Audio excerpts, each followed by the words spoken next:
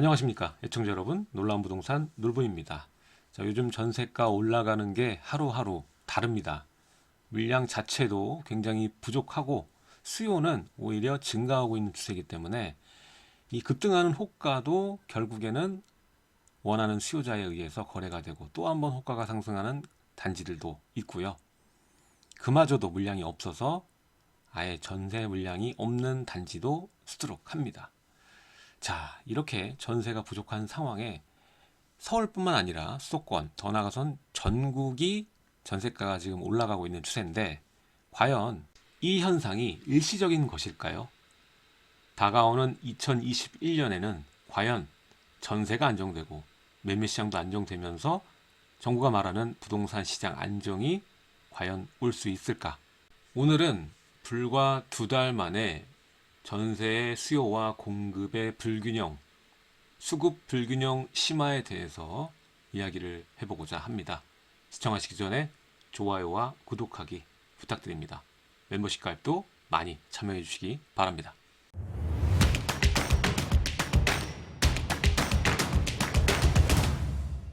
자, 우리가 이 데이터 통계를 볼 때 여러 자료를 보고 있는데, 그 중에 이 KB 리본에 들어가 보시면은 전세 수급 지수가 있습니다. 매매 수급 지수도 있고요. 이거를 보면은 그래프로 편하게 대략적인 현재 상황을 파악할 수가 있죠. 근데 현재 그래프를 보면요, 이전에 그려왔던 그래프와 모양새가 틀립니다.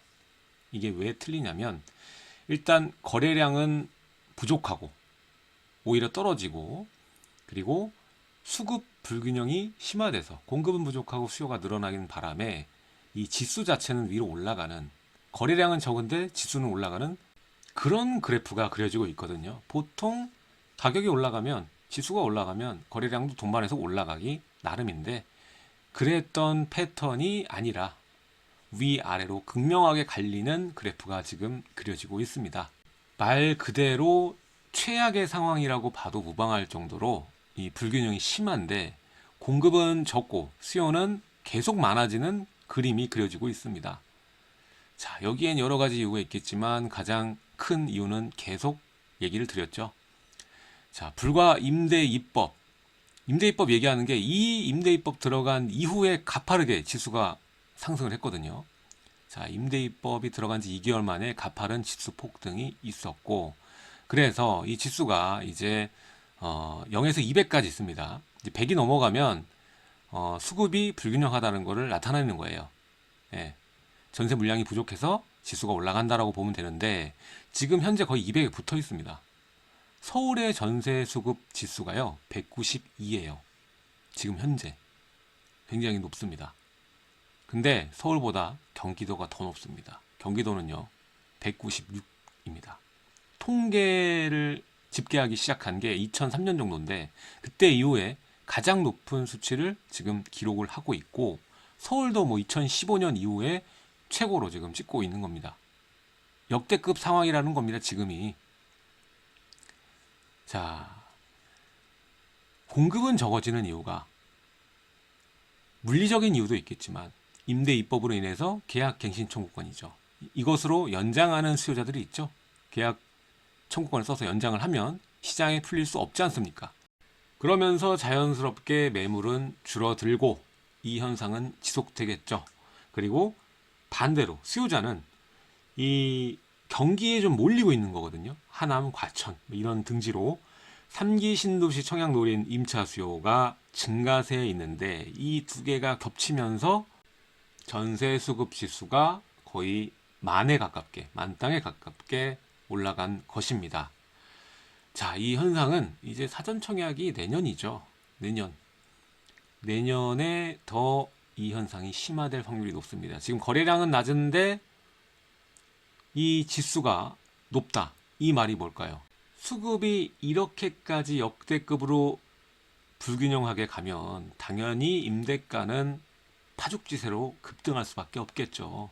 급등한 그 가격에 순응하는 수요자만이 거래를 할 수가 있겠죠. 거래량은 당연히 바닥을 길 수밖에 없는 겁니다. 자, 이제 그래프를 보여드리겠습니다. 서울의 전세 수급 그리고 거래 지수를 한번 살펴보시죠. 자, 이 그래프는 2018년 10월부터 2020년 10월까지 대략적으로 2년을 기록하고 있습니다. 자, 보시면 2018년 10월부터 2018년 12월 지나서 2019년 2월까지는 좀 하향 곡선이라고 볼 수가 있겠죠. 이게 0부터 200까지입니다. 그래서 2018년 10월 기점으로 보면은 대략적으로 뭐 130 정도에서 100 이하까지 떨어진 거죠. 자, 100 이하로 좀 떨어지면은 수급이 좀 안정화가 된 겁니다. 예. 그랬다가 2019년 초반부터 계속 상승하죠. 연속으로. 그래서 지금 60 몇 주째 지금 연속 상승이잖아요. 이게 옆에 보시면 이제 150부터 200까지 쭉 가는 거잖아요. 여기서는 2019년 초반부터는 100부터 150까지 쭉 간 거예요. 그러니까 2019년 초반부터 지금까지 계속 상승해 왔다는 겁니다. 이 수급 지수 자체가. 특히 전세가도 계속적으로 올라왔고요. 근데 반대로 이 거래를 보면은 오히려 이제 2020년 10월 보면은 밑으로 붙었죠. 거래량이 그만큼 없다라는 말입니다. 예. 그래서 이게 원래 방향을 비슷하게 가는데 지금 여기 보면 2019년 8월도 비슷하게 가거든요. 전세가가 지수가 올라가면은 뭐 거래도 좀 일어나고 뭐 이렇게 보통은 같은 방향으로 가거든요. 근데 2020년 10월 그러니까 2020년 8월부터 보면은 여기 딱 떼놓고 여러분 보시면은 반대로 가고 있어요. 얘는 위로 얘는 아래로. 예. 지금 이게 이제 수급 불균형에 따른 파생 현상이라고 보시면 될 겁니다.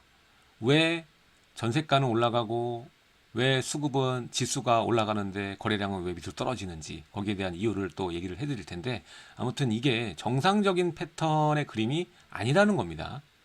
아니라는 거예요. 근데 이것을 두고 일부 이 보시는 분들은 거래량이 떨어졌기 때문에 곧 가격이 떨어진다, 시장이 안정된다 이렇게 표현을 하시는 분들이 있습니다.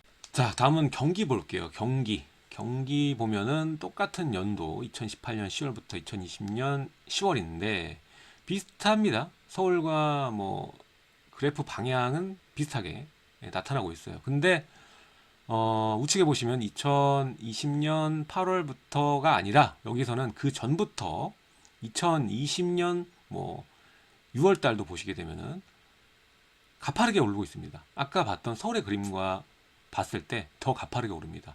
왜냐하면 서울은 2019년 말쯤에 이미 150을 넘어서 가고 있었는데 경기 같은 경우에는 2020년 뭐 5월쯤 그때부터 150에서 200까지 근처까지 오는데 시간이 오래 걸리지 않았어요. 금방 이렇게 급등하게 됩니다. 급등한 이유는 뭘까요? 3기 신도시죠. 3기 신도시 사전 청약에 대한 발표가 있고 여기에 따라 움직이는 수요가 생기고 이러면서 활발해지면서 수급지수가 위로 올라가게 된 거죠. 중요한 것은 이렇게 서울과 경기 그래프를 보여드렸는데 수급 지수가 저렇게 올라가 버리면은 수급이 그만큼 불균형하다는 거예요. 그래서 지금이 사상 최대 역대급 수급 불균형 상황이라고 보시면 되고 여기에 당연한 결과는 임대가 폭등입니다. 구하기도 힘든 거고요. 임대 물건 구하기도 힘들고 그리고 가격도 엄청 높이 올라간다는 거죠. 그래서 사실 이 임대 입법이 나왔는데 계약갱신 청구권이 나왔는데 이게 임차인을 보호하기 위한 권리잖아요.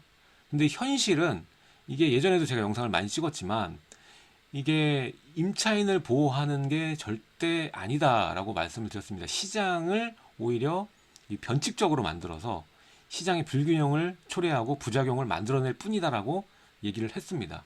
결국 몇 개월도 안 됐는데 이렇게 심각한 모습으로 형태로 시장에서 보여주고 있지 않습니까? 따라서 정부에서는 뭐라고 했습니까? 뭐 2달 정도만 있으면 안정화 될 것이다. 이거는 극히 초반에 있는 일일 뿐이다라고 얘기를 했어요. 근데 지금 어떻습니까? 안정화되고 있습니까? 오히려 더 심각하게 가고 있는 거예요, 지금. 물론 뭐 이번 10월 첫째 주 보니까는 약간 뭐 오름세가 소폭 완화됐다 정도로 얘기 나오는데 뭐 지난번엔 안 그랬습니까? 맨날 소폭 완화됐대. 그래도 올라간 건 올라간 거지 뭘 완화합니까? 상승으로 지금 가고 있는 중인데, 그렇죠? 그러다 보니까 이 정부에서는 추가 대책을 강구하겠다라고 얘기를 했어요. 또 정책을 하나 내놓는다라는 얘기죠. 자, 이렇게 되면은 또 어떤 부작용이 나올지 모르는 상황이 되는 것이죠. 자, 아까도 말씀드렸지만 일부 매체나 뭐 방송하시는 분 중에서는 거래량이 지금 떨어졌다. 매매 거래량도 지금 떨어졌고 임대도 떨어지고 모든 거래량이 지금 떨어졌죠. 임대든 매매든. 자, 그래서 이렇게 거래량이 부족하니까 지금 수요자들이 이 거래를 안 하는 거다. 이렇게 판단하는 거예요. 이렇게만. 물량 부족은 생각 안 하고 거래량 부족만 보는 거죠. 시장에 나온 물량이 적어지면 거래량도 당연히 적어질 수밖에 없는데, 그래서 하락을 얘기하는 분들이 있습니다. 근데 제 개인적인 생각에서는 지금 현재 거래량 부족을 하락세로 여기는 전조 신호로 볼 것인가? 그건 아니라고 생각이 됩니다. 총량이 부족하다. 그리고 또 하나 뭐가 문제냐면 이게 반대로 물량 부족해지는데 수요는 증가했지 않습니까? 오히려. 그럼 어떤 현상이 벌어지죠? 호가가 그냥 올라가는 게 아니라 아예 급등을 합니다. 수요가 엄청 많고 물량은 엄청 적으니까 호가가 급등하고, 보통 정상적인 여러 수요자들, 예, 이건 정상 비정상이 아니지, 여러 수요자를 봤을 때 작은 자본이 되시는 유효 수요 빼고는 다 이 전세가 미친 거 아니야? 이렇게 생각하는 게 당연하거든요. 그러다 보니까 당연히 거래에 맞물리는 수요자는 적을 수밖에 없는 거죠. 유효 수요가 적다. 그래서 이 두 가지 이유로 총 물량 부족 그리고 수요 증가에 따른 호가 급등, 이건 아예 폭등 정도 수준이죠. 아예 물량이 없는 단지도 많으니까 이 가격을 감내할 수 있는 수요 자체가 적어졌으니까 거래량이 준 것으로 보는 것이 정상적이지 않나, 예, 이렇게 판단을 합니다. 자, 문제는 뭐냐? 지금 올해가 중요한 게 아니다. 몇 번을 얘기를 드립니다. 지금 일찍 뭐든 하시는 게 제가 볼 땐 양 다리 뻗고 주무실 거라고 저는 생각이 돼요. 자, 2021년 내년에는 정말 공포가 다가올 겁니다. 임대 입법은 더 심화될 것이고, 이제 내년에 뭐가 남았습니까?